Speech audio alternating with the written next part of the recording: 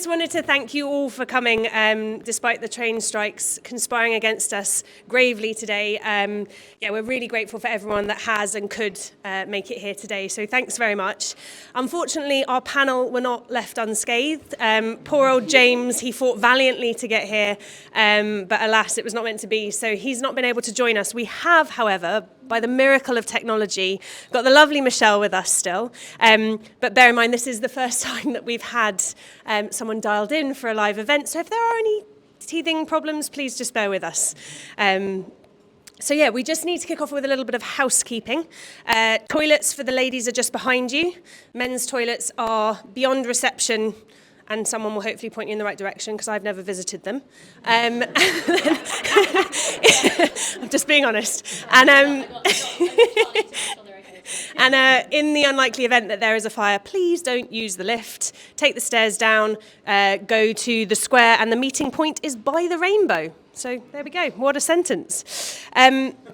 Before we hand over to our expert panel and moderator, we just wanted to introduce ourselves, 3Search, and our thinking behind Product Design Collab. 3Search are one of, if not the most specialist recruitment agencies in the UK. We focus on marketing and digital, working across roles in the UK and the US. For those of you that don't know me, I'm Yasmin, or Yaz, and I was brought in as part of our digital growth plans to launch design recruitment for 3Search, specialising in UX, UI, and product. I think the evolution of design, if you will, and how that intersects with product has been fascinating to watch over the past decade. And honestly, my decision to join 3Search was ultimately spurred on when I realised they had a product specialist with such an incredible reputation in the product community. And I feel like there's a real opportunity for us here to leverage the networks we both have to connect like-minded specialists and share knowledge and ideas in this space. And I think this room is testament to the fact that people want that opportunity to learn and collaborate. And we're so grateful to our speakers for sharing their insights with us today. So thank you very much. So here's to the power of our combined experiences, and real heartfelt thanks to everyone who's made tonight possible. So thanks very much. Over to me. Fake speaker. Yeah, thanks, Yaz. For those that don't know me, my name is Francesca. Most people now know me as Jess. I think we're going to change it defaulted on emails as of tomorrow. I was also brought into 3Search to help launch and I guess grow this digital new area that we are in. I've actually been in the business for 18 months, but we're recruiting now in product management for almost 7 years, which is slightly terrifying when I think about it. For those that don't know me, I'm hugely passionate about giving back to the product, and now I hope the design community as well. I feel a real testament to kind of nurture the future talent of tomorrow, but also help those that are already in those roles. In terms of this event, and I guess how Collab came to be, was Yaz joined, and I was super excited because it basically meant that my brainchild could finally come to life. And what is that brainchild? Essentially, we want to bring together two communities to learn, bringing in product and design to make sure that we could basically understand, empathize, and learn about the art of collaboration. And I think with the lines between product and design blurring further more and more, we thought, why not? Let's give it a go, see what happens. And so here we are on our first ever event. We hope that today, and I guess the philosophy behind it, is we want to learn, empathize, and also understand how we can best work together. We hope that it sparks conversation, and we hope that it also sparks further conversation when you leave today. So today is what we're going to call an MVP, and we're going to do some A/B testing along the way. But yeah, without further ado, I'm going to hand over to our MC / moderator, Rico, who's going to take it from here. Thank you, Yaz. Thank you, Chess. Awesome to see so many people despite the train strikes. I was at a conference a little bit earlier this morning. They were about 20-25% down on people. That is a real shame. So it's fantastic to see people and lovely to have said hello to people we've said hello to so far. As Chess said, I'm Rico. I'm Chief Product and Technology Officer at Which. Within that, I'm responsible for both product management and design, of course, engineering and other bits and pieces. For anybody that's not familiar, Which is a not-for-profit organisation. It's bit of a heritage brand here in the UK, really focused on consumer rights, reviews, kind of advocacy. We do a whole breadth of things in and around making lives simpler, fairer and safer for UK consumers. Prior to which, I spent most of my time in the video on demand sort of sector, streaming, bit of time with BBC, ITV, Sky, that sort of space. And really excited about our topic today. Before we introduce the panel, I'm also going to tick a few boxes of admin, okay? So, it is being recorded. It's going to go out onto the open web, so it is not Chatham House rules. Anything our panel says, you've got to say with the knowledge that it might end up out there. No pressure. If things go really badly wrong or we get too much swearing, either from the panel or the questions, we can, of course, do a little bit of editing to make sure that doesn't get us into too much trouble. But let's bear that in mind. We're going to go for a bit of a panel conversation to begin with. We're going to do that for sort of 50 minutes to an hour, I think. We've obviously got the lovely Michelle on TV. Michelle, you are about 5-6 foot across now on the wall. So enjoy that. You are very much in the limelight. There we go. Excellent. So we're going to try and do sort of one person speaking at a time. We will see how that works. As we say, a little bit of an MVP. We'll try not to cut in too much. For that reason, we're going to try not to take questions during the panel debate, but we are going to leave like 15 minutes, 20 minutes, half an hour at the end. If you have questions, we will then flow those in. For anybody that pre-submitted questions, we have tried to work those into the conversation that we're going to have. And I think that is the box ticking. So we're obviously here to talk about product, design, the intersection of the two, how they collaborate, where there might be tensions, and what that means in the current market, and kind of looking forward to come. So without further ado, Michelle, would you like to introduce yourself first? Hi everybody, I'm Michelle de Mott. I hope you can all hear me. Yes, the tech worked. Oh, great. All the way from Somerset. So I'm currently actually in my last week of being unemployed. I start my new role on Monday. I'm about to go to Not on the High Street and be their new head of product and design, which is very exciting. And before that, I was at a startup. And so I spent 4 years at a startup before then. Brief history of me, about 17 years building products. Quite a lot of them you've probably used in your lifetime. PlayStation, Tesco, Photobox, all the kind of good direct-to-consumer B2C stuff that I love doing. And yeah, so I am someone who's worked in a massive organisation, the Tesco's of the world and the BBCs, and someone who's worked at a startup as employee number 10. So I've done both. I know which one I prefer. And hopefully some of those insights will come out through our discussion today. As loud as you can, Michelle, but think broadly everyone can hear you. There we go. Thumbs up. Louise. Hi, nice to meet you, everyone. My name's Louise Robertson. I've also worked in product development for about 17, 18 years now. I currently hold the position of Associate Director of Product Design at the FT. That means I lead design for our consumer pillar and specialist titles. I do that part-time. I also operate as a fractional design leader through my own consultancy, which is great because I get to work more on the ground, very much at the startup level. It's a lovely comparison.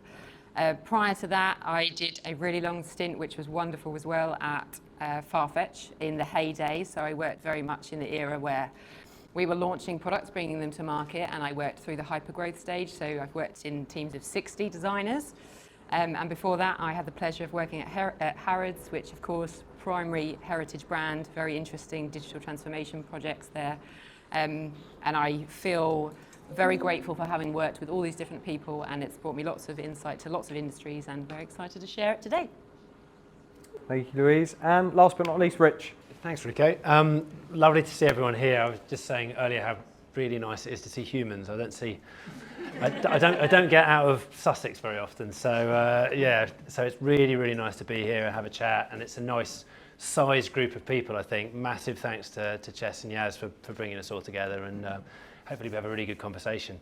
I've been in product about 25 years in one form or another.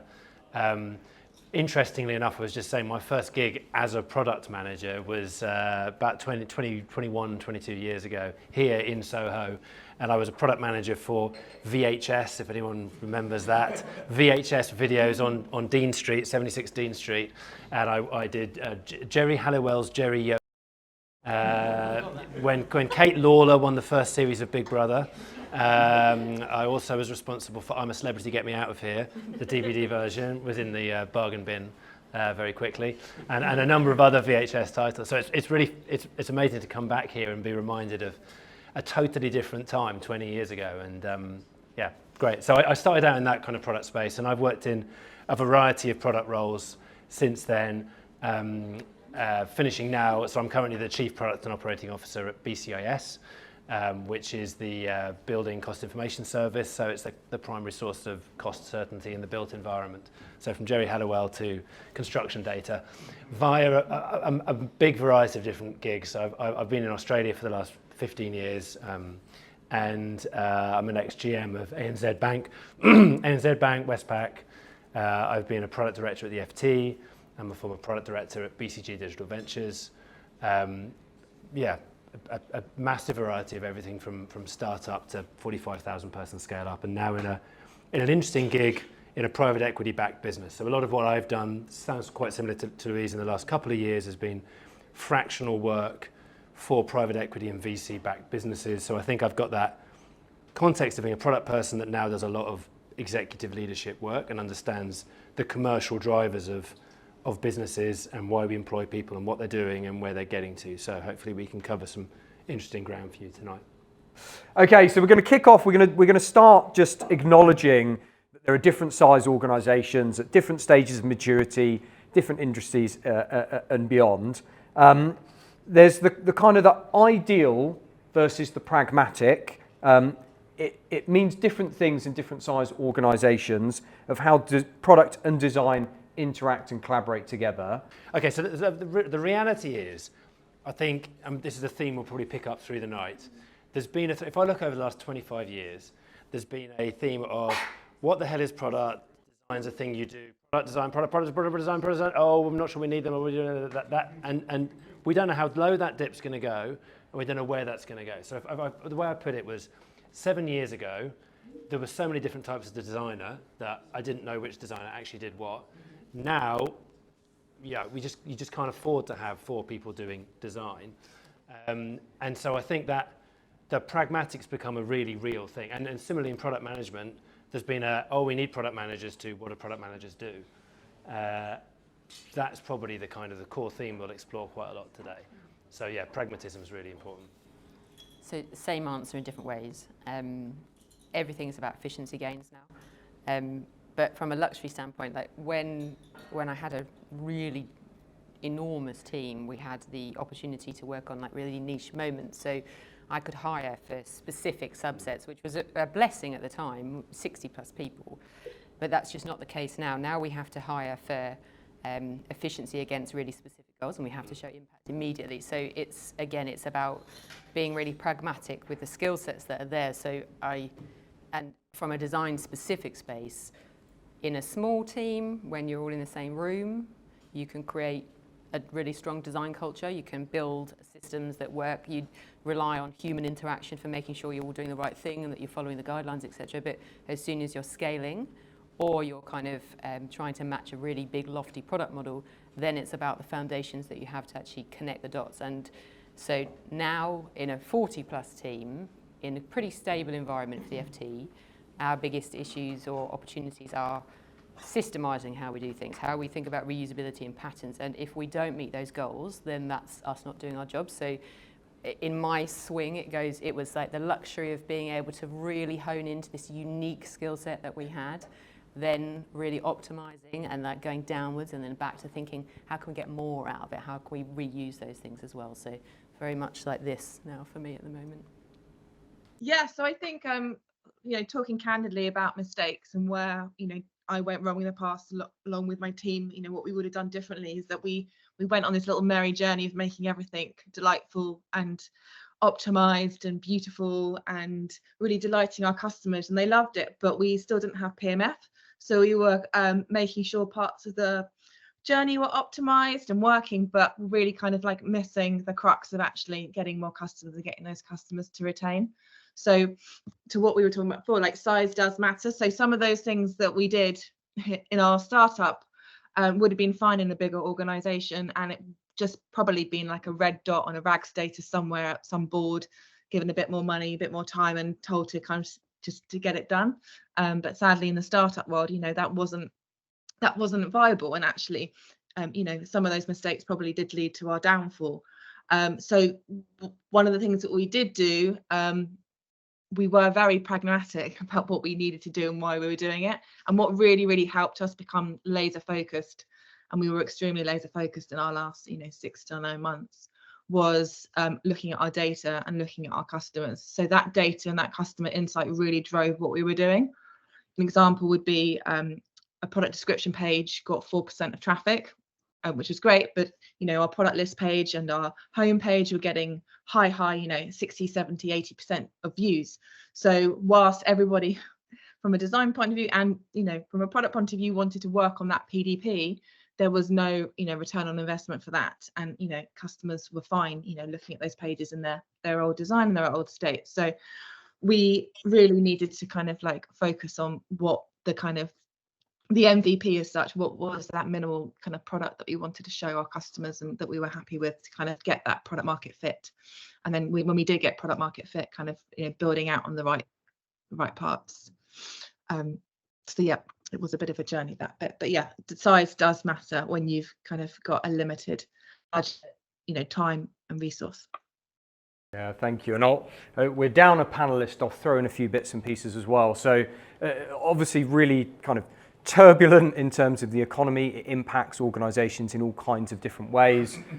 Some of what we experienced at Which was actually a bit of a boom over the COVID period. Everybody stayed at home. They're making home improvements. The product we had was very relevant at the time, so we saw a bit of an uptick. We did a little bit of hiring, etc.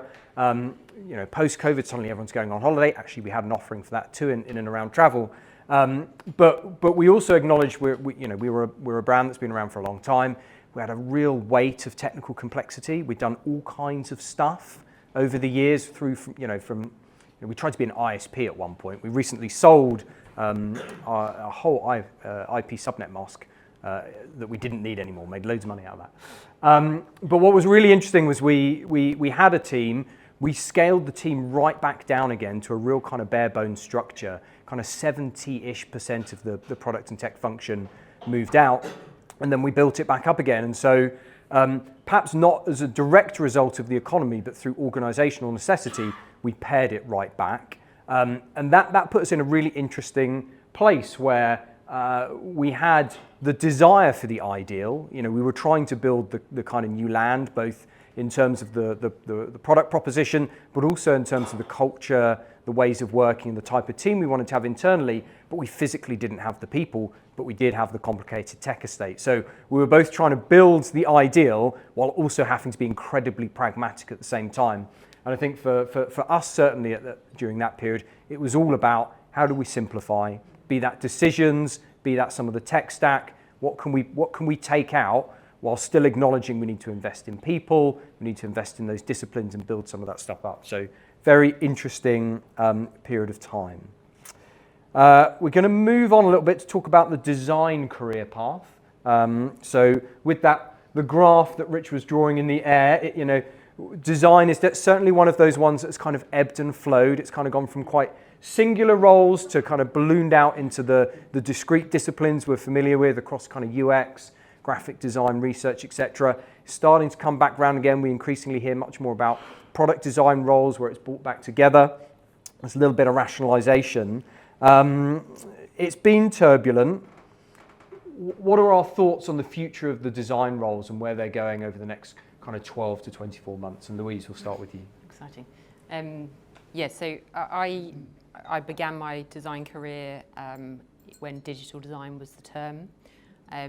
I still think that all aspects of design, you're still looking for the user and the opportunity, and you're still bringing together very similar things that you are under a different name and license now. But so I began in that world when there was separation between UX and UI, which everybody realised was a shortcoming or a shortfall for the opportunities. Then when product design came through, I was part of the team that brought it as a discipline to Farfetch. And this was really important for us because it helped product as a team and generally the wider business recognise the value that we could bring. So that actually was very helpful, in my opinion, for actually that clarity and understanding around product design, and also the association with product was very helpful. Where we are now, I think the product design role is edging closer to a product role. I think that's a necessity because we're all building products together. I think it's a healthy space for us to have acknowledgement in. We need to be able to understand business landscape, product thinking, commerciality of things. Those things I know as an interviewer on a hiring panel, those are things that stand out to me because I recognise the value that design can bring, and if I can see an opportunity to really hone in on the specifics and land it with my counterparts, I know that that's just going to be immediately picked up as a really valuable thing. So ironically, my previous view on design changes and discipline evolution was it's just a name, but now I think we've landed in a strong place, and I'm very pro product design, and I'm very pro recognising the shared discipline and understanding that really nice Venn diagram between product and design and engineering as well. And I think the more we lean into it, that's the key for me, the more we lean into it and recognise it and use it for ourselves and pitch ourselves as that as well as designers. We're not just a subset of a team, we are product minded, and those things come, our strength is in design, but our superpower is all of it. And it's really attractive, and in a market that's oversaturated and lots of people are out of work, it's essential that you recognise that role from a business lens as well. So just that's my, and I've lived through that as well. Like I've been on the end of a redundancy, I've been hiring, I've had a really generous team, I've had to reduce my team, I've had to make ends meet. Like I say that with a vested interest as well, and I don't think that's going anywhere for now.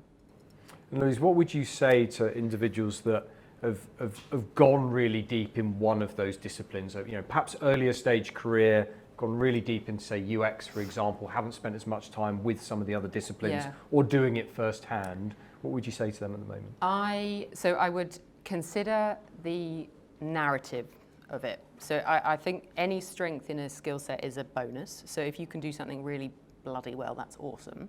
But consider the kind of how you've curated your whole profile around that as well. So if there's an upskilling moment in, like I said, in a product lens or a business lens or something specific in prototyping or something really niche, I think all of those things are value adds, but provided you have a really clear elevator pitch of who you are, why that's valuable, and then what you uniquely bring to that role as well. It's really just the sequencing of how you go, I used to do UX, now I do product, but now I'm thinking of PM role. It's really the storytelling for me.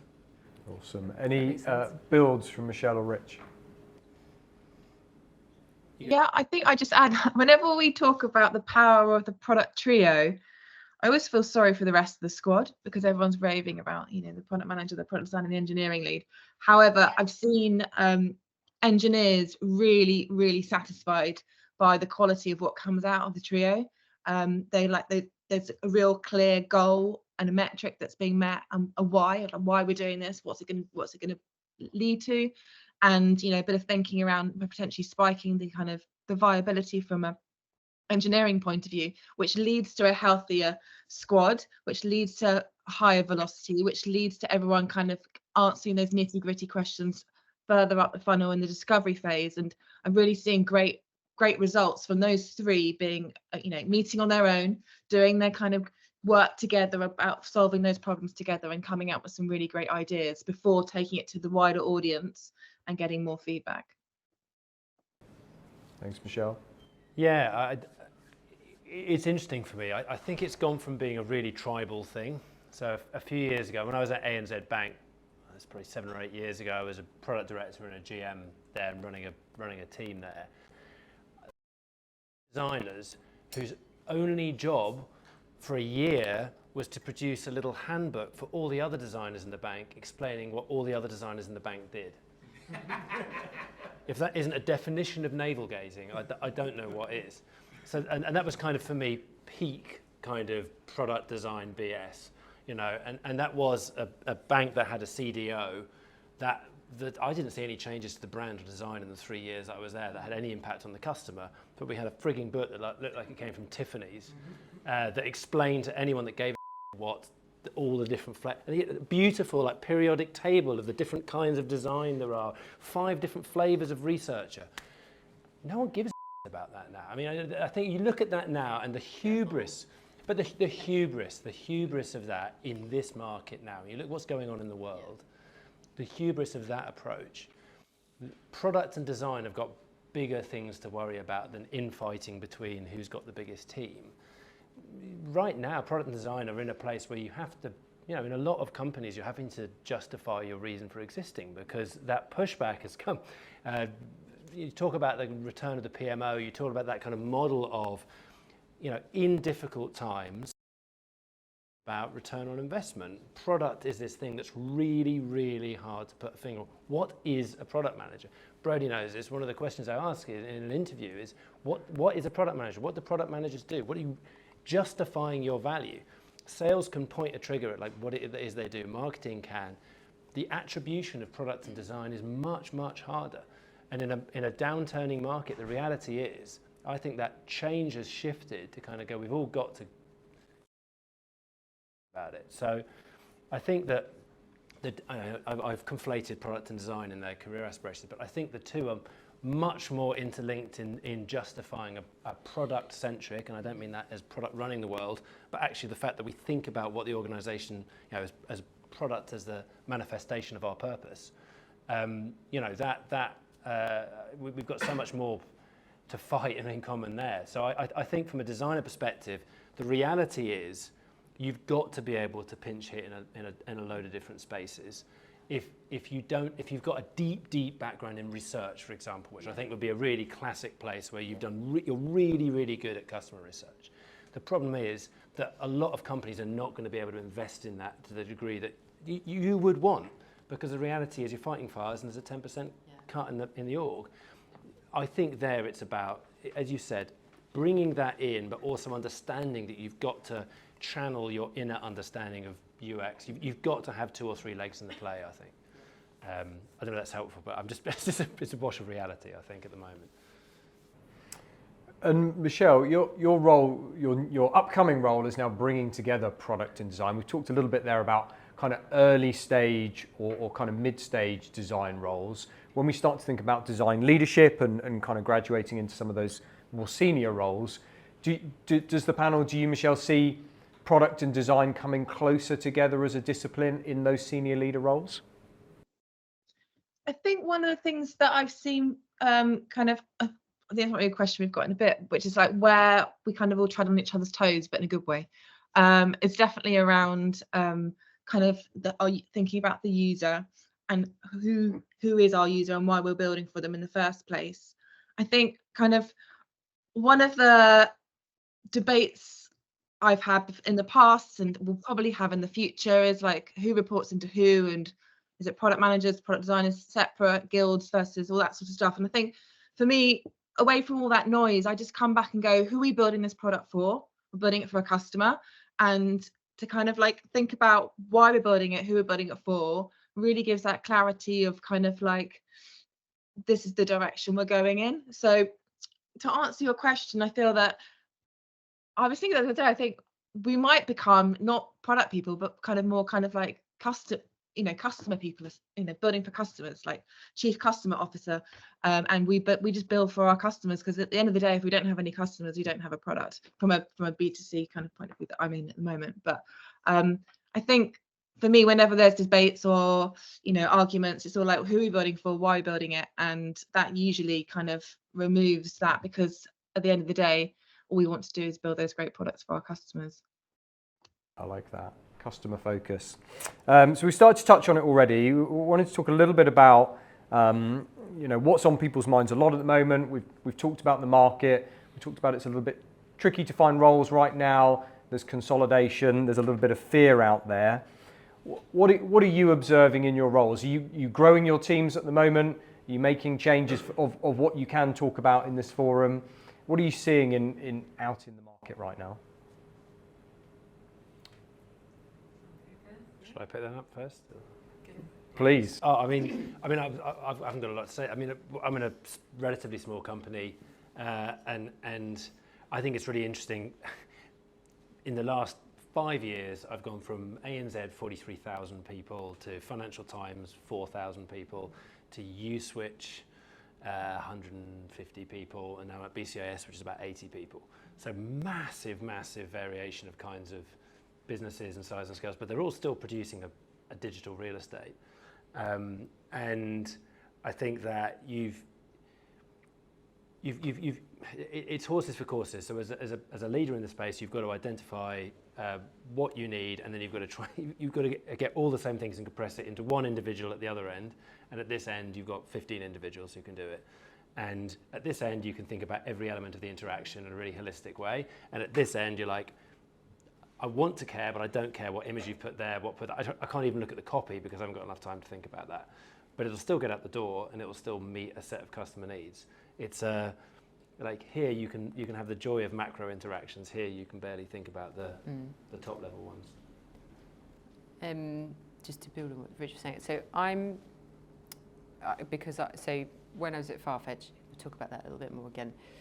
We had the luxury of very deep pockets.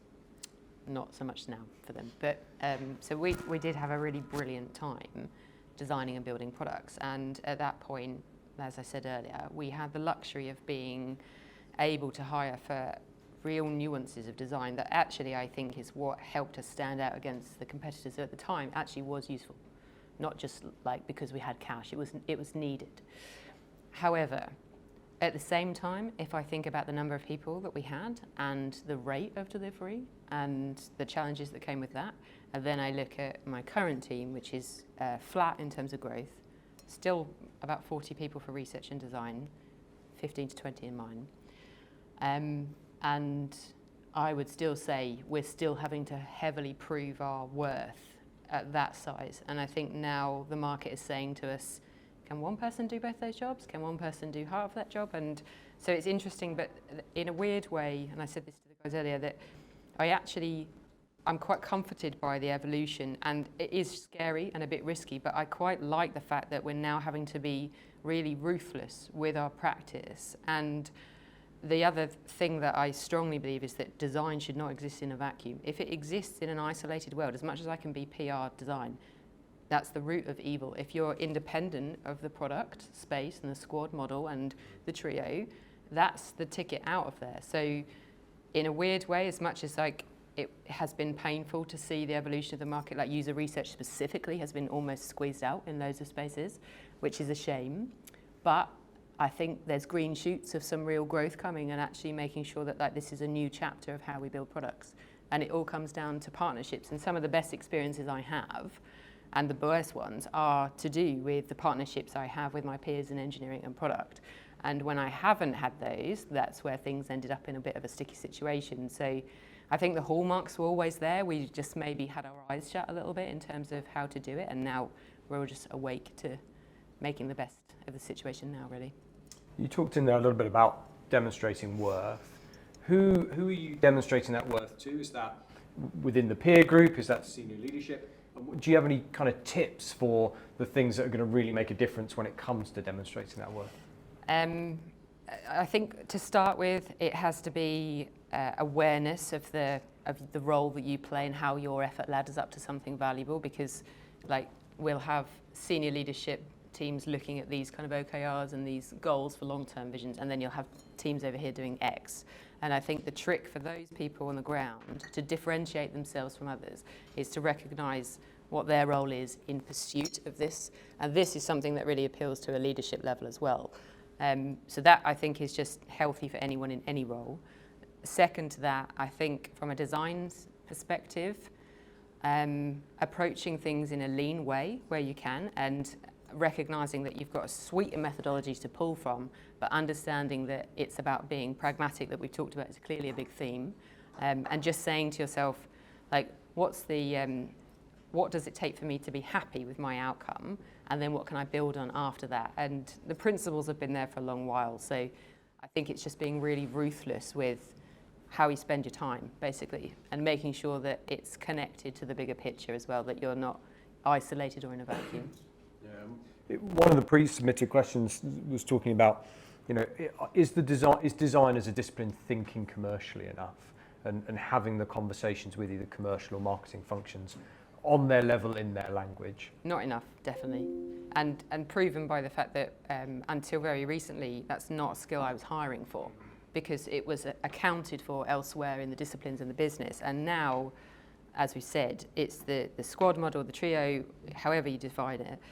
You have to have that equality and understanding of what is the impact and the customer outcome of this. And design is really just it's the strength I can bring and Rich can bring a different strength, and we are collectively bringing impact to the same goal.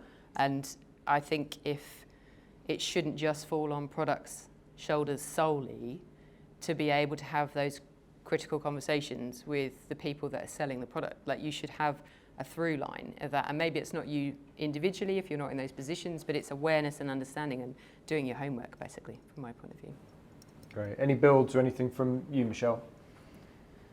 Yeah, I think one of the things that I've done before is to make it's very easy to kind of have all these floating numbers around a business, and everyone gets a bit confused about which numbers they're making the impact on or which ones they're responsible for. But to really take it back to something really simple and measurable. We used to talk about, how many users we've got, how many members, how many orders, and just things like that. So when we were in our last few months as a startup last year, grocery startup, we had very clear goals around, we need this many orders a day, we need this many new members, we need this existing members, etc., this many referrals. And when the teams are working, for example, on referral, we could very clearly kind of articulate, we've been building this, our hypothesis is that it's going to lead to this amount of shares, those amount of shares might go viral or not viral, but this viral coefficient, etc., we think will lead to an X amount increase in that. And that was from the kind of like squad's perspective. They knew that one metric that matters was moving those numbers on those referrals, for example. And that really helped the team kind of laser focus. And they're like, well, I know what I'm working on. I'm working on optimizing this referral journey or finishing this experiment, etc. And this is going to lead to an increased number of referrals. And that was the only number they cared about. Instead of caring about 7 different numbers on these big massive boards, that's their number, and that was the number they were going for. So at times I think simplicity and kind of, it seems a bit counterintuitive, and you want to have all these lovely numbers and spreadsheets and dashboards, but actually just like, this is your number, this is the number to improve, what do you think you need to do for that? And that really helped the teams, the squads on those individual missions, and then they weren't stepping on each other's toes either, because they knew which ones they were responsible for.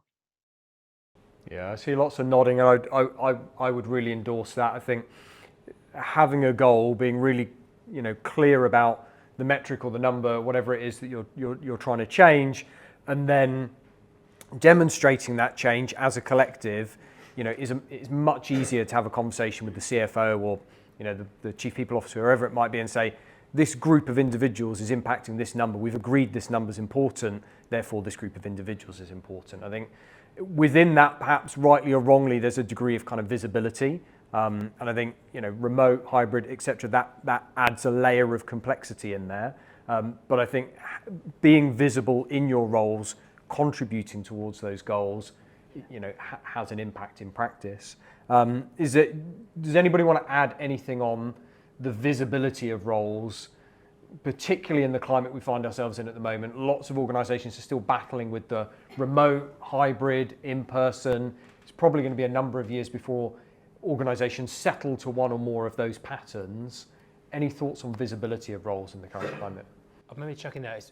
It's not so much the visibility of the roles, but it's the nature of the work you do.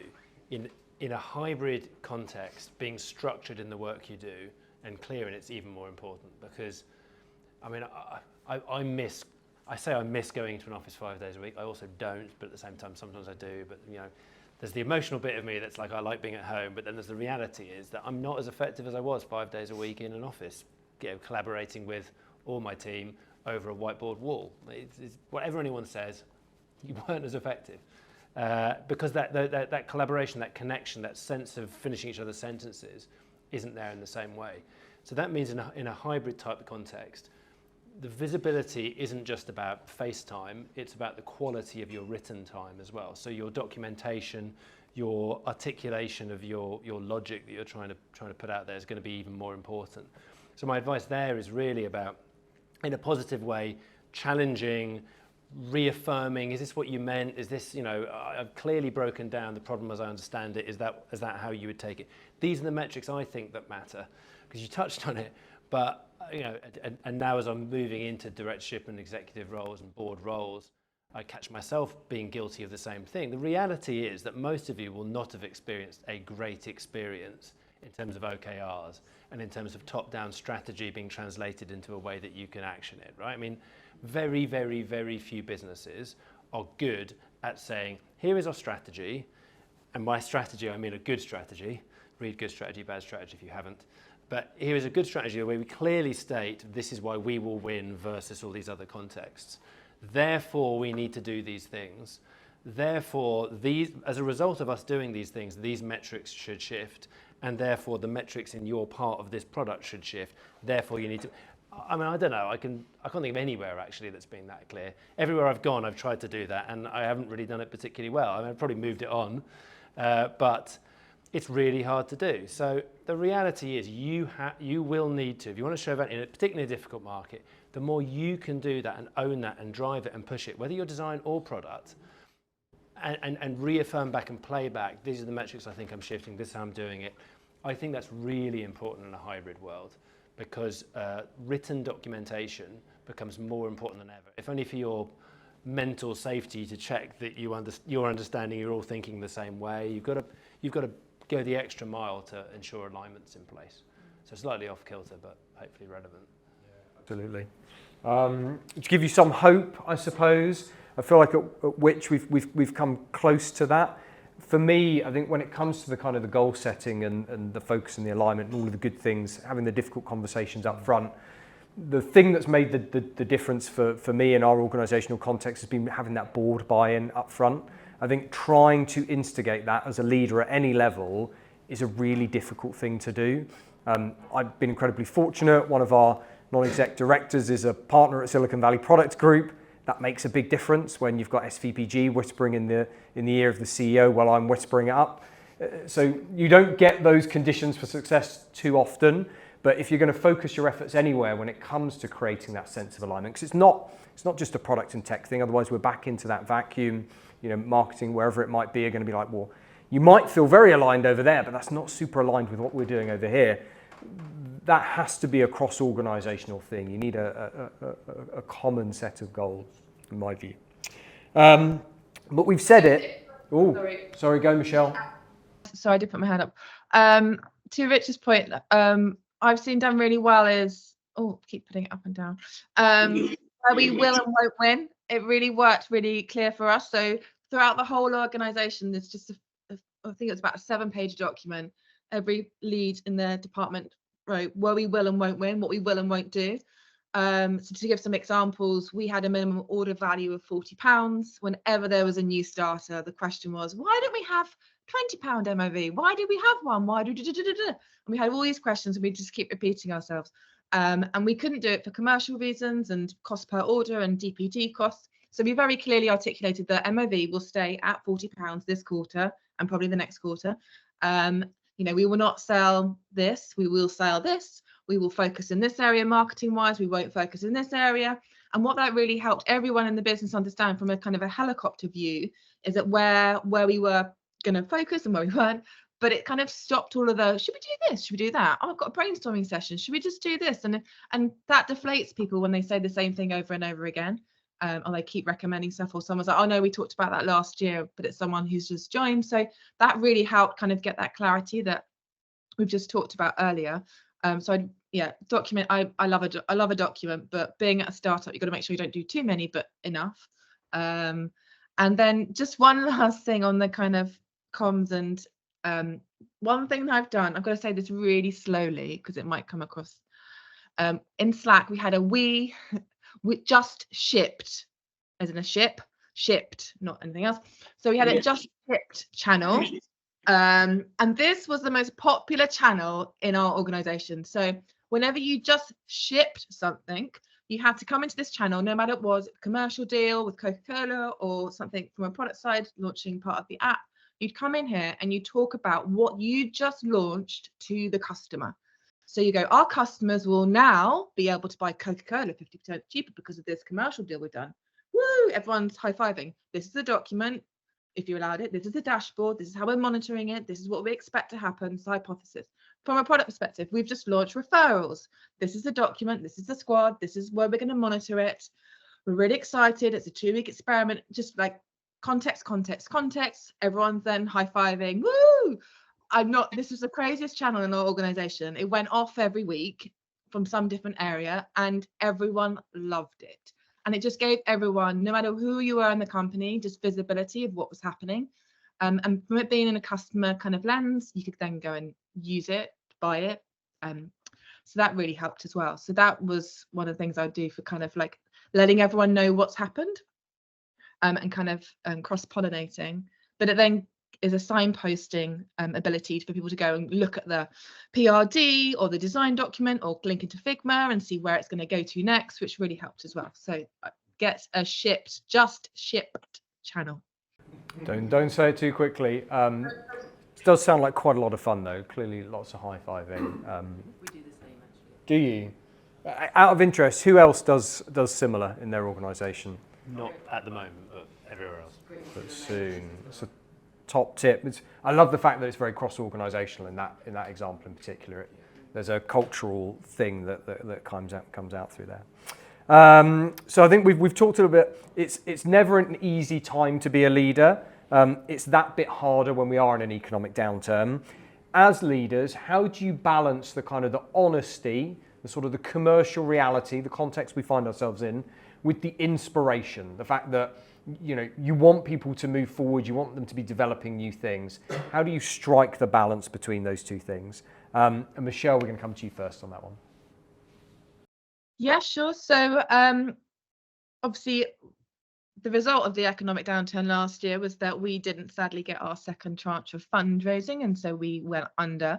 But as I alluded to earlier, in the build up to that, I saw some of the best work I'd ever seen in the 9 months leading to that, and we very nearly made it. And one of the things I said earlier was all about that kind of like focus and less is more. And I know we all talk about it, and I want to do it in my home life and my work life, but doing less is really kind of essential in this time to kind of, it's not doing less, it's doing less at the same time. So parallel running didn't work. We were kind of doing as much as we could with 4 squads, and actually the realization was that potentially we should have had less squads and focused on less to kind of drive that PMF and get out what we needed to quicker to our customers instead of doing many things at the same time.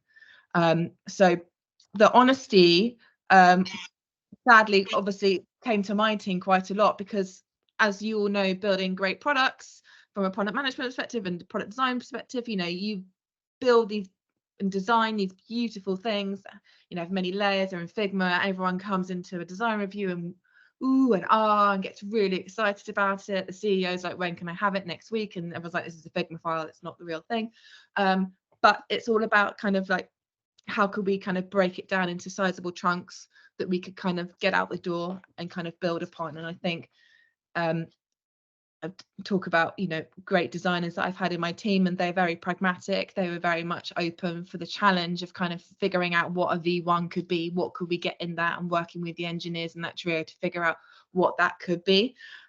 Because the thing that we were like, we needed to get stuff shipped, we needed to ship stuff weekly, and we needed to move the needle. So we couldn't go into isolation for even like a month or something to kind of deep dive on something. So it did take a different type of team member and person to work in that kind of setup. It is quite high intensity. Things get, ripped apart. They don't work, or we kind of figure out, something different, or we quickly design a new homepage within a day. And it is very nimble and kind of just turning it around as quickly as you can to kind of see what's gonna work. And but definitely in that discovery phase, like, you can't send anything to development too early. So the honesty for me was very much like, we need to get stuff shipped, we need to get the minimum out, we need to get those numbers up. So we might want to do the most beautiful referral scheme that's got all the nuts and bolts and looks great and does all these different types of like refer phone, this, email, whatnot. But what's the most basic thing? What is actually going to get the initial traction that we need to get those numbers up, and then we can start building on it. So for me, at times it was quite, it was that pragmatic view again, coming on, going, what's the minimum we can do to get that referral or get that new member. So yes, it was a kind of like an every week, just kind of like, let's keep going, we can do this, but let's just try and get as much done as we possibly can. So I hope that answers the question. Yeah, I mean, that's great. So actually the honesty and the urgency, the burningness in its own right became the inspiration, and that kind of brought the team together. And so that was actually a positive in many respects, albeit it didn't quite then play out. Yes.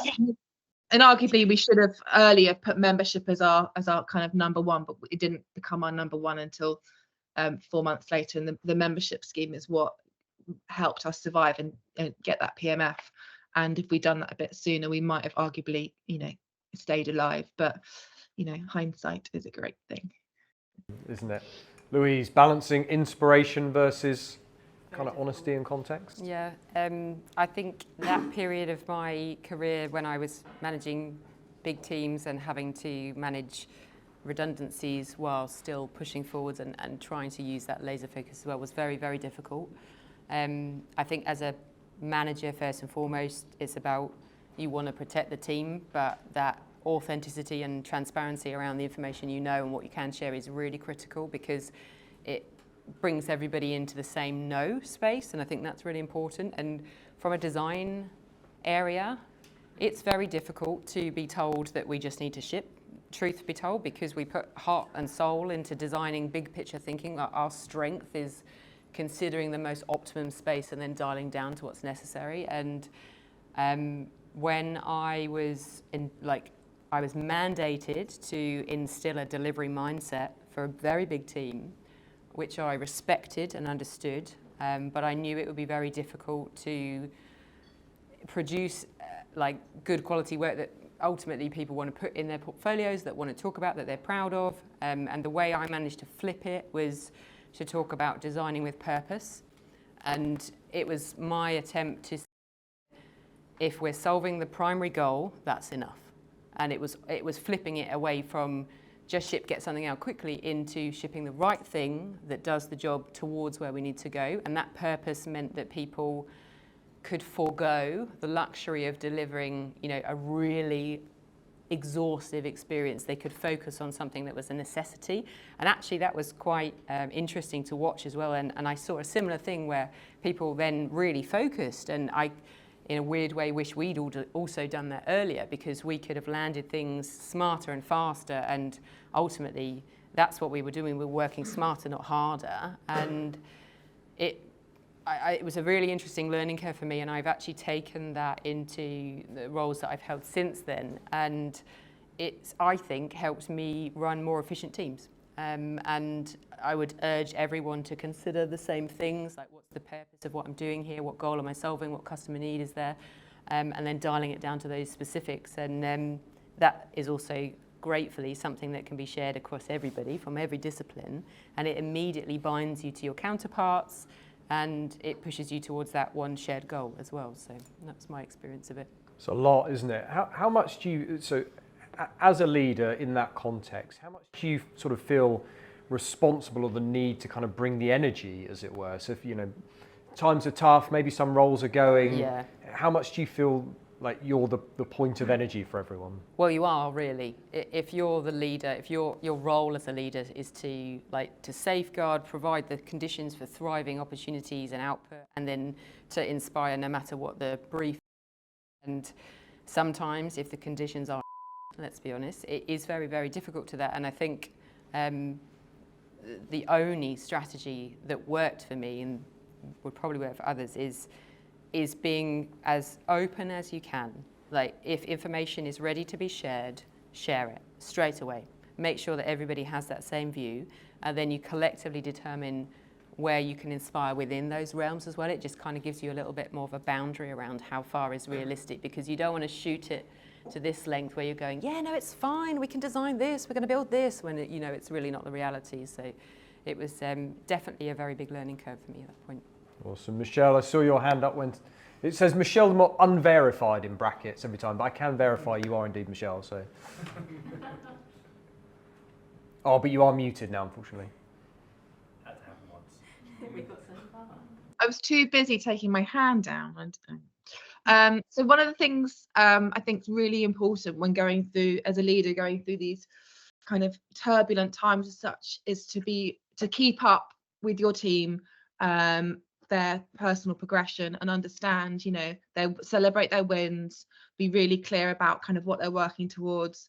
Because if you get that phone call, or if you get pulled into that meeting to ask to kind of like decide, reduce your team by 50%, you want to be in the best position to kind of justify who's staying, who's going, who needs support, etc., etc. And you don't want to be suddenly in, performance reviews trying to like get that evidence. So always like never, no one ever wants to get rid of anyone, but always having your, progression, we used to call it progression, but kind of their personal progression up to date and kind of there and ready would help anyone, within those horrible circumstances which any of us can find ourselves in. Thank you. So, Rich, I think we've heard a little bit from Michelle. We can still perform under these conditions. Can we still innovate? I mean, it's an interesting question. I mean, counterpoint. We talk about innovating. I think part of the challenge is we look at what we are doing as product people and designers, the tasks that we're doing now versus the tasks that I saw being done 10 or 15 years ago.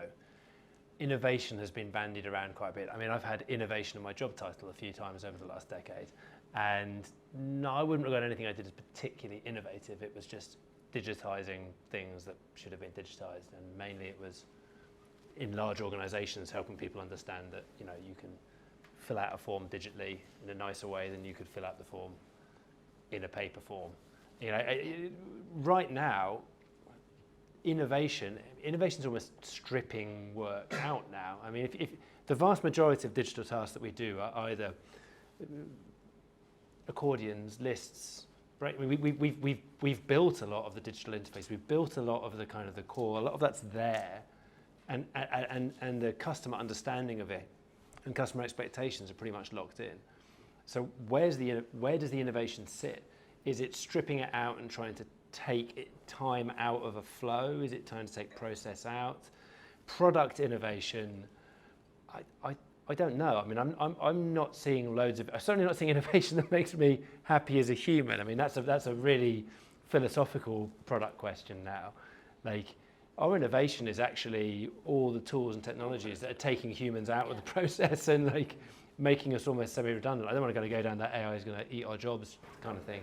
We were going to say the word AI eventually. Yeah, of course, and 98% of it obviously is not AI. But I don't know. Yes, it is hard. You're right. It's harder to innovate when you're constrained and you've got to hit revenue targets and you've got less people to do it. But at the same time, back to the point we made earlier, I work as a non-exec director for a VC fund, and kind of across their portfolio of 50 companies, seed to Series B, the vast majority have had to have major cuts. They've had to cut back their workforce by between 50 and 70%, 50 and 30%. So major, and all of those companies, well, not all, the vast majority of those companies are now more effective and growing faster than they were before. So it's a really brutal reality that actually one or two of the right people do a hell of a lot more than 8 of the wrong people. 8 people who are of a mixed ability. That doesn't help all the humans in the room here. It doesn't help any of that. So there's this kind of context. I can either bring that. Do you want it from the brutalist point of perspective that actually, if you have to, you produce really good work, but it doesn't help all of you who may or may not be out of work at the moment or looking for roles or redundant or all those kind of situations. So, hard to innovate. Yes, it improves growth. Not sure how I feel about it. Yeah, Thoughts? Interesting. Any builds, Louise, Michelle? Maybe this is a crass way of saying it, but I have also worked either adjacent or within innovation teams also, and I don't. The biggest thing that came out of most of them was tension between regular product development and innovation, to be honest. And actually, I think the naming of the two is what caused all the politics and the challenge. And really, any product development, if it's achieving with great purpose against a really valuable need, that's all innovative to me. And actually, like, for me, it's certainly along the stage when there was a lot of, I mean, the new technology is still there, of course, with AI, but in the era when there was like growing different interactive media, etc., I think it made product development look unsexy, which was unhelpful because actually you can't have this supposed piece if you don't have the foundational elements here. So I think it's another indirect benefit that there's less of it now because of the industry downturn, but it means that we're focusing on the things we are doing well and we innovate through those funnels, in my opinion. Yeah, interesting. So my organisation, like a lot of organisations, we've effectively banned the word innovation because it is somewhat cliched and it's kind of overused. And what does it really mean in practice? So the distinction or the framing that we put around it is we've effectively got optimising for existing or known audiences, and then we've got kind of seeking value either through new audiences or new business lines or new things. And so we describe it more as kind of a step change in a new direction. And I think that helps take some of the mystique away around it. Incremental or step change. It's basically that. Is it a 1% change or is it a 10% change you're trying to drive? It also connects it quite nicely. I like that concept that it's more on a spectrum rather than an independent funnel. So we're going to move on. Really interested in any thoughts around how we bridge or bring kind of product managers and designers onto the same page, closer together, and open to anyone to kick that one off. How do we bridge between the disciplines? Shall I start?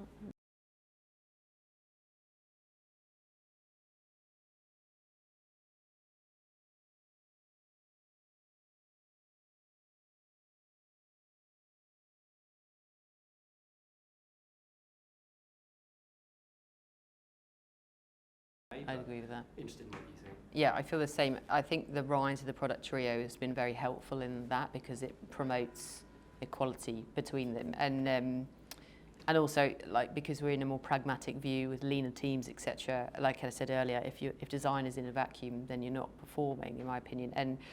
And interestingly, when I did have a really generously sized team, as I keep commenting on, we actually had this situation where we basically built a really strong design culture, but at the expense of a product and design culture. So it was valuable, like I said, we had a brilliant team, but we weren't able to really land the impact with the product team. So then we were forever trying to navigate that space. And it was just really unhelpful. And interestingly now, whenever I'm coaching anyone in the team, I just ask them, because it's still a daily thing, like literally I'm not going to pretend that it isn't every day that somebody will come to me and say, product has done X or engineering has done Y, and ultimately there's still tension, and we called it healthy tension because it's necessary, it's different strengths. And every time I reply with the same thing, which is recognize their strengths and understand what it brings to your space. And the beauty of product in my world is that it creates a more lean approach to how we think, and that's what design needs. It brings us back down to that grounding, and it improves our output. So my pitch to the designers who probably slightly more junior in their careers are a little bit sensitive to ownership is just think about the credit that it's going to bring for you. Like it's literally synthesizing that input, and as long as it's not really overstepping the mark, it does nothing but excel what you're trying to do. So it's a value add, and actually once you frame it as a value add versus ego or I own this bit or this bit of the process, that it's so liberating for everyone involved, and that definitely wasn't a thing 10 years ago. And now it's like you're almost penalised if you don't operate like that, which is great because you get the best out of everyone. I remember those conversations. Who owns the customer? Yeah. Thank God I haven't heard that in a while. Yeah. I mean, that's like a literal red flag. Who owns the customer? It's like customer focus. It's all been talked about for too long. Like if that's all you can say, I'm just not interested. If you're not instantly into the detail, like quant-based conversations around like specific detail, then you're not relevant now. And should we talk about data? Does that, so either whether we're being very, very data led or whether we're being data informed, does that help the collaboration between the two disciplines? Does it introduce new kind of different tensions? Any thoughts on data? I think it's a value add. Yeah, value add. It's a huge pro. It's a joint language, and whether it's qualitative or quantitative data, opinion, particularly now, opinion has not. We're not in a world where opinion matters. You know, honestly, you need to, we talked about this earlier, you need to have a innate sense of style, so that there is a product gut and there's a product design gut, and realistically it's hard to be actually there's different flavors of product manager, but it's hard to be certainly a consumer product manager and not have a B2C product manager and not have a sense of that feels right from a design perspective, in the same way as it's hard to be an effective designer and not have a sense of that is practical. And they're the overlaps of the two spaces. The data makes it objective. And the data makes it objective, yeah. And it enables that connection to happen. And you're not then just in that opinion-driven space. Yeah, you've got to have a gut feel, but you've got an insight, ideally, of this is what we're trying to move. This is the data we've got to give us a sense of whether we're moving in that direction or not. And when we talk about data, it's not everyone hasn't got to write SQL queries, but it's just some basic usage data. It's like some fundamental understanding, which may be wrong, to be clear, because that's great if you come to it and go, I'm building on it. I mean, we had a conversation in one of our product teams, and the designer was saying, we need to be mobile first, but we really need to consider our mobile users here. And I said, have you looked at the usage data on GA? And fair enough, no. And the reality is that 98% of our users come from a desktop because we deal with construction data professionals. So we do not need to be mobile first. But that's a really quick, instant point to pick up. The most basic example of data, but just pick those up and then you can cut out all these conversations really early on and focus on flow, UI. Yeah, I mean, I would agree entirely. I think it's definitely a value add. I was teasing a little bit the kind of product instinct, gut, kind of passion for the thing that you're designing. So I think that's still incredibly important. And many of the best products that we interact with on a day-to-day basis come from some initial flair or instinct for a market that, as you, I think, eloquently put, is then backed up or validated by some of the data that you go through. Of course, sometimes things surprise us.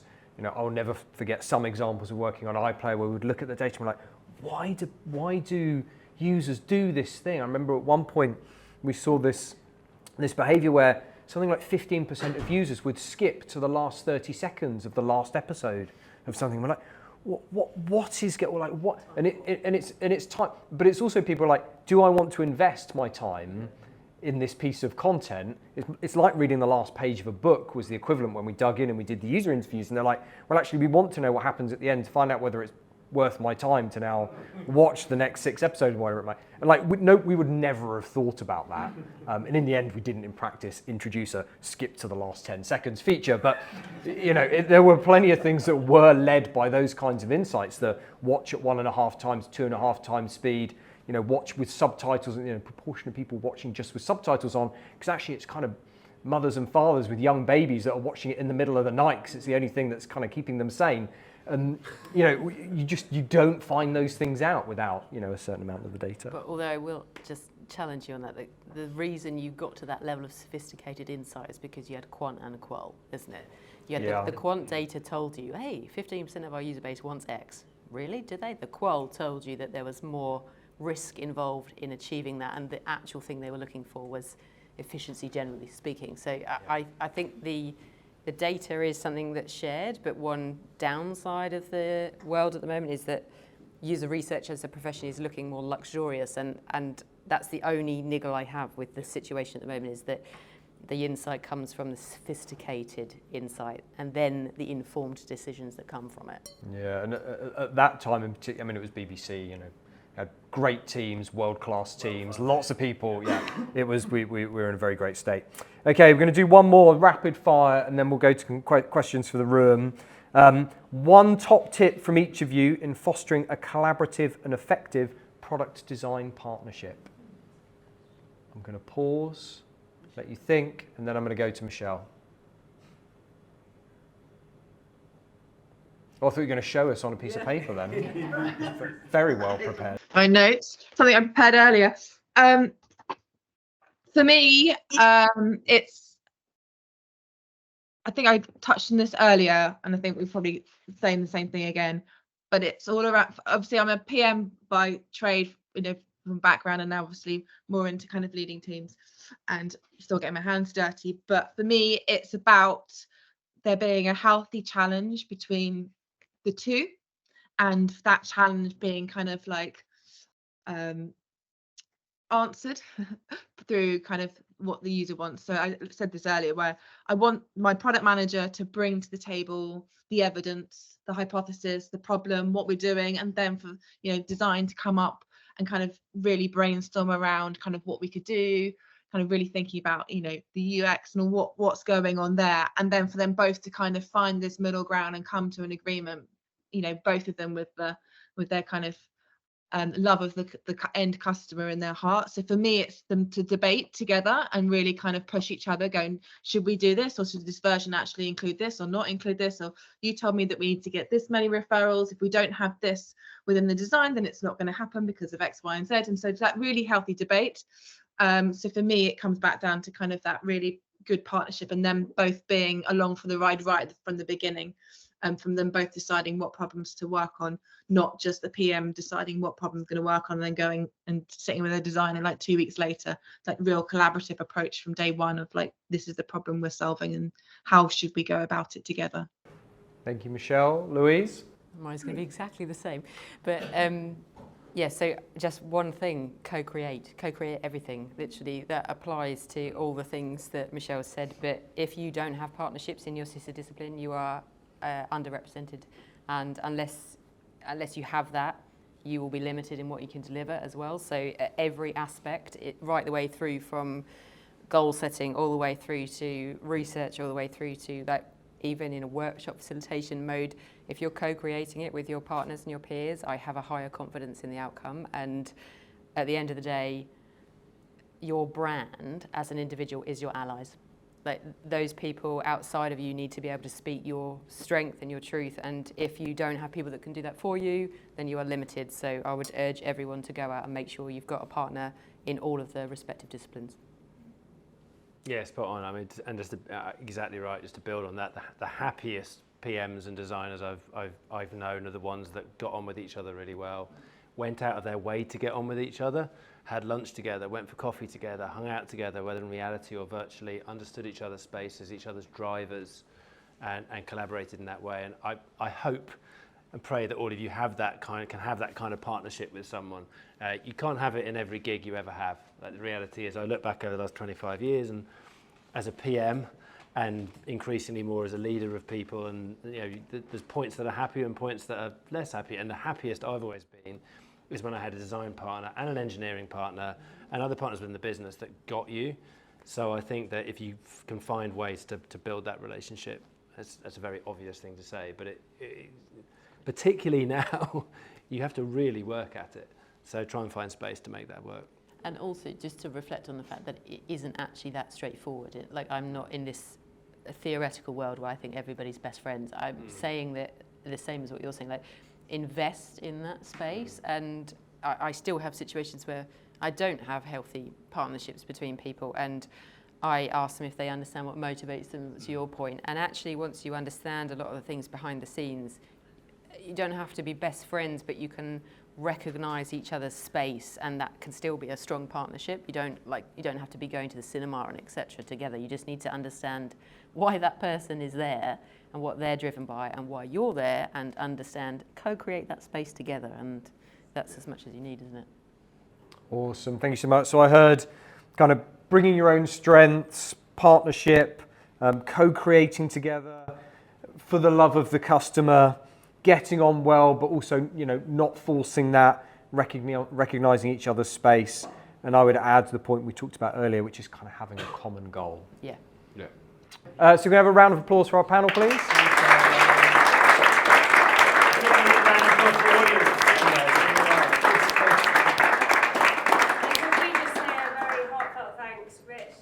Michelle, thank you for coming in from a distance, literally and metaphorically speaking, and Rico for moderating what was a really scintillating conversation, and thank you all for your contributions. May this be the first of many discussions. I think we're allowed to stick around for another few minutes. There's loads of sushi to eat, loads of drinks still to drink. So please do enjoy, collaborate, discuss, and we'll hopefully see you again soon. Thank you.